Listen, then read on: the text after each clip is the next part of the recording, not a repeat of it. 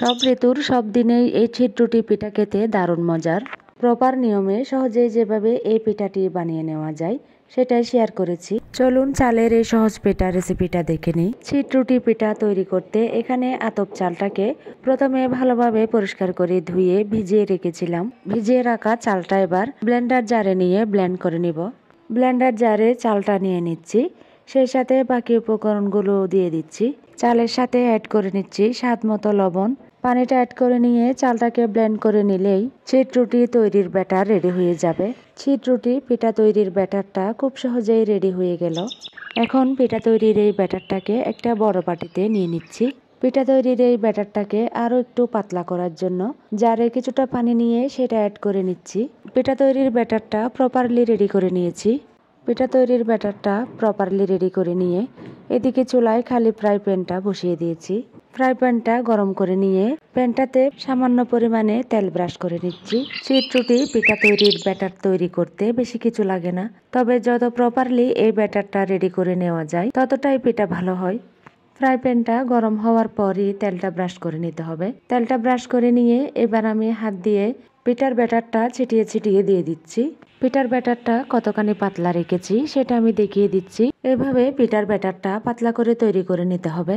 এদিকে মাত্র 20 সেকেন্ডেই ছিটরুটি পিঠা তৈরি হয়ে গেল। পিঠাটি এখন ভাঁজ দিয়ে উঠিয়ে নিচ্ছি। দেখতে পাচ্ছেন খুব সহজেই পিঠাটি উঠে আসছে। যারা নতুনরা আছেন কিংবা যারা আছেন পিঠা বানাতে গেলে পিঠা বানানোর পাত্র থেকে পিঠা সহজেই উঠে আসতে চায় না, তারা আজকের এই রেসিপিটা স্টেপ বাই স্টেপ ফলো করে ট্রাই করলে সহজেই এই ছিটরুটি পিঠাটি বানিয়ে নিতে পারবেন। আরও একটি পিঠা বানাতে প্যানে সামান্য পরিমাণে তেল ব্রাশ করে নিচ্ছি।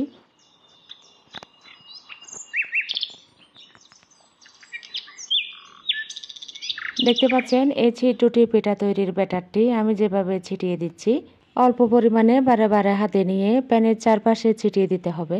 পিঠার ব্যাটারটি ছিটিয়ে দেওয়ার পর কয়েক সেকেন্ডের জন্য প্যানের ঢাকনাটা লাগিয়ে দিতে হবে। কয়েক সেকেন্ড পর ঢাকনাটি উঠিয়ে নিয়ে পিঠাটি তুলে নিচ্ছি।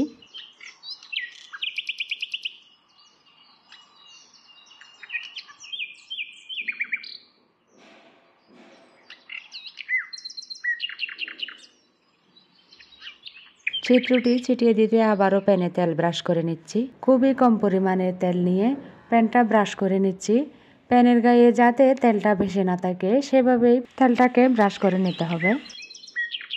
পিঠার ব্যাটারটা ছড়িয়ে দিয়ে খুবই কম সময়ের মধ্যে আরও একটি পিঠা উঠিয়ে নিচ্ছি।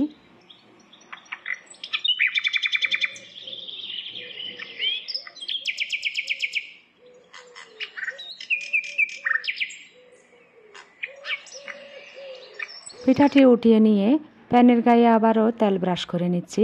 ব্রাশ কিংবা শুকনো পাতলা কাপড় দিয়ে কিংবা যার যেভাবে সুবিধা হয় সেভাবেই পিঠার ব্যাটারটা ছিটিয়ে দেওয়ার আগে প্যানটাকে তেল দিয়ে মুছে নিতে হবে।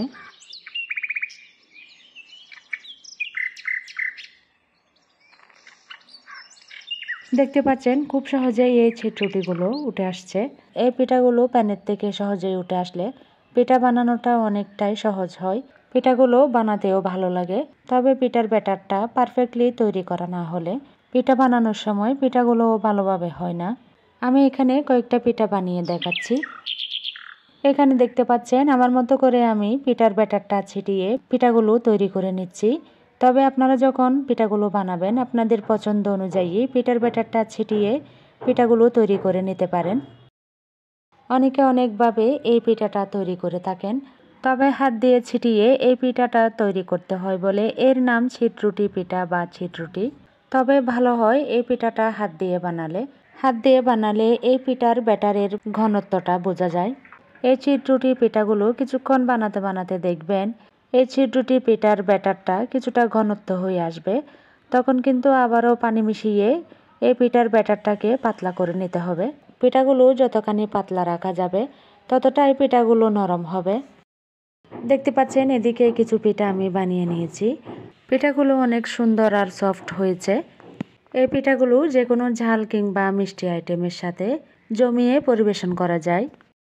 যারা কখনো এই পিঠা ট্রাই করেননি কিংবা যারা নতুন আছেন তারা এই রেসিপি দেখে এই ছিটরুটি পিঠা বানালে তাদের পিঠাটাও এরকম সুন্দর আর সফট হবে। এখন আমি একটা পিঠাকে দুভাগ করে দেখিয়ে দিচ্ছি পিঠাটা কতখানি সফট হয়েছে।